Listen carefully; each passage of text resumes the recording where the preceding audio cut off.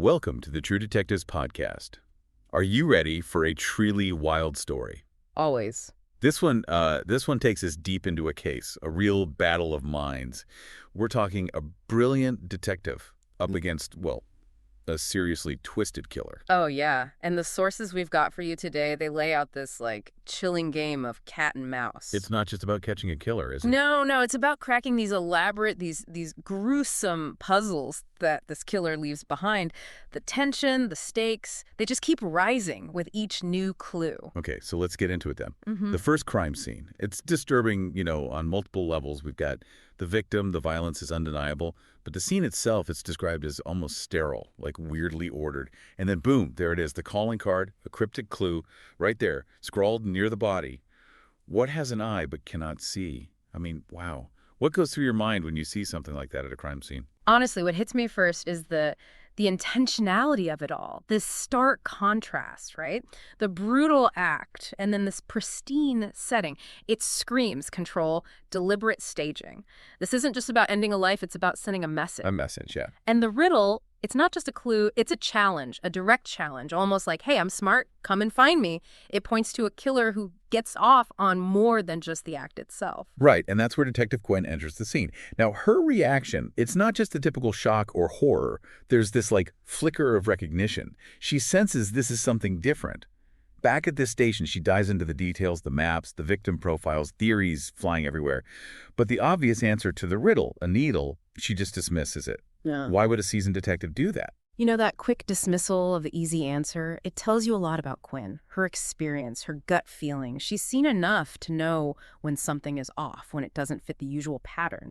The clean scene, that riddle, it's all too calculated. She knows the killer is operating on a whole other level, playing a different game, maybe even setting traps with those simple answers. It's like she's already thinking 10 steps ahead. Makes sense. Then things escalate.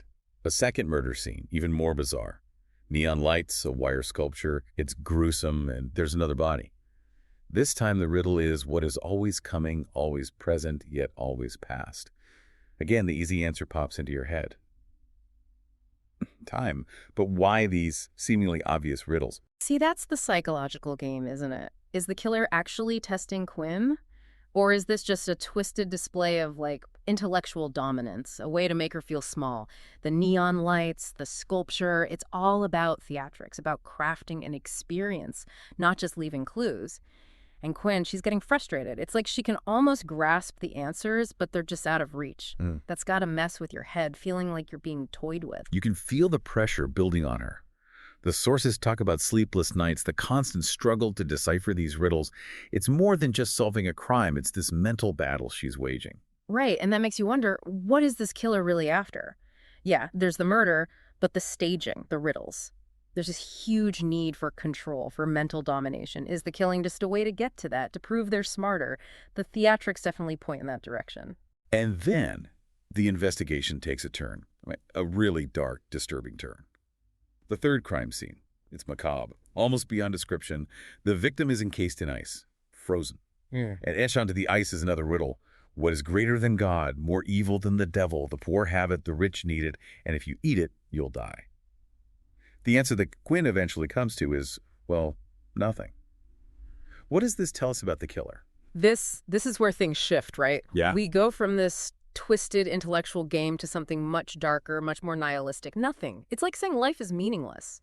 It's not just a clever puzzle anymore. It's about power, or the lack of it. Imagine what that does to Quinn. It's like the killer is attacking the very foundations of meaning, the order she's trying to restore. And encasing the victim in ice, that adds a whole other layer, preserving the terror, turning it into this spectacle. It's a brutal realization for Quinn. There's nothing riddle. It's not a challenge to her intellect, not in the traditional sense. It's like a direct attack on everything she believes in. It's a statement, like the killer saying, I control reality. I define what matters. Exactly. If you look at the progression of these riddles, there's a clear escalation. The first two, they were puzzles, however misleading. But this third one, it's an existential crisis. It's designed to break her, to undermine her entire purpose. This isn't just an intelligent killer. This is someone deeply disturbed, someone with a very twisted view of the world. And then, when everything seems hopeless, there's a break in the case.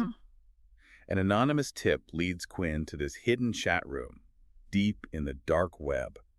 It's a community obsessed with these murders, with the riddles. It's like they're fueling the killer's actions just by watching. You know, that's what makes this case so fascinating, so disturbing. It highlights that morbid curiosity people have, especially online where they can be anonymous. Quinn, she has to dive into this world, into the same twisted logic that captivates these people. She's trying to understand the killer by understanding his audience. It's a risky move, right? It's like getting too close to the fire. And then things get even more intense. The investigation turns personal. The fourth scene. It's Quinn's own partner on a surgical table. No riddle this time. Just a chilling message. Can you save him, detective? Tick-tock. It's a whole new level of cruelty. Absolutely. It's a declaration of war. The killer drops any pretense of a game and goes straight for the heart. That surgical table, it's all about control, about a twisted kind of intimacy with the victim. This is deeply personal for Quinn. It's not about duty anymore. It's about revenge, about stopping this monster who's causing so much pain. She's driven by rage and grief now. The intellectual puzzle is gone. This is personal.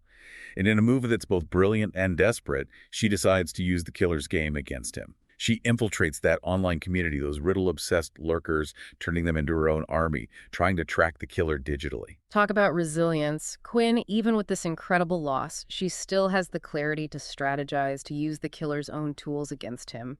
She's taking back control, turning the hunter into the hunted, at least in the digital world. The digital trail leads her to an abandoned psychiatric hospital. What a setting for this final showdown. The history, the sense of unease, it's perfect. And Quinn, knowing the danger, she goes in alone. Why?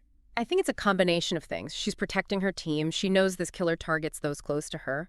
But it's also personal. It's a reckoning that she needs to face one-on-one. That asylum, it's a symbol of the killer's broken mind, of the darkness Quinn has been fighting this whole time. Inside, she finds him.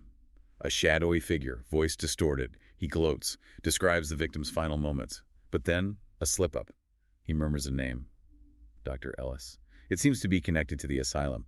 How important can a small detail like that be in a moment like this? You know, it's like when you're under pressure, your brain latches onto these little things. And that name, for Quinn, it's a light bulb moment. A piece clicks into place. It suggests a past, a motive tied to this place. It's Quinn's sharp mind, working even under extreme stress. That name becomes the key to unlocking the whole case. And Quinn, she doesn't hesitate. She accuses the killer, says it's Dr. Ellis, a former doctor at the asylum.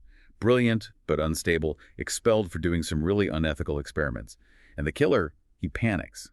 He denies it, but the control is gone. A fight breaks out. Revealing Dr. Ellis, that gives us a possible motive. The instability, the unethical behavior, it all adds up. His denial, it's almost paranoid. It fits with someone who's lost touch with reality, who needs to feel powerful, in control. And that fight, it's a cornered animal lashing out. In the struggle, the mask comes off. It's Ellis, and the sources describe this look of pure madness and fear on his face. Sirens are wailing in the distance. It's over. Quinn stands over him, the killer defeated. But the sources describe it as a hollow victory. Why? Even though she caught him, there's this lingering unease. Quinn has stared into the abyss, into the darkest parts of humanity. It takes a toll. This wasn't just a case, it was personal. There's justice, yes, but there's also the scars, the darkness she had to face, the sacrifices made. That doesn't go away easily. So we've uncovered this chilling story, this game of riddles and murder. What stays with you?